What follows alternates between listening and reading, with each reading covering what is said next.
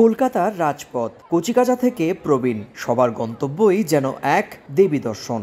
মণ্ডপ থেকে মণ্ডপে ঘুরে বেড়ানোই যেন মূল আনন্দ। পথের দুই ধারে ঝলমলে আলো আর প্রতিটি মণ্ডপে ভেসে আসছে দুর্গাপূজার আবাহনী সঙ্গীত। এর আগে ধর্মীয় শাস্ত্র মেনে সম্পন্ন হয় মহাষ্টমীর পূজা। সন্ধি পূজার আয়োজনও শেষ করেন আয়োজকরা। বেলুর মঠ ও ব্যারাকপুর রামকৃষ্ণ মঠে অনুষ্ঠিত হয় ঐতিহ্যবাহী কুমারী পূজা।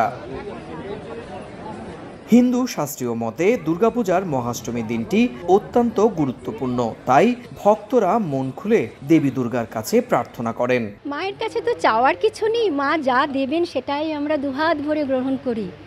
মা তো সবই দেন, আমরা নতুন করে কি চাইবো? সকলকে সুস্থ রাখুক, সকলকে ভালো থাকুক, সকলের সুমতি হোক, কেউ কারোর খারাপ চিন্তাটা না করুক। শাড়ি টাড়ি পরে সেজেগুজে অঞ্জলি দেওয়া, তারপরে খাওয়া দাওয়া, এইভাবেই কাটে, খুব মজা হয়। শুধু হিন্দু ধর্মের মানুষেরা যে এতে অংশগ্রহণ করবে তা নয়, অন্যান্য ধর্মের মানুষেরাও অংশগ্রহণ করতে পারে।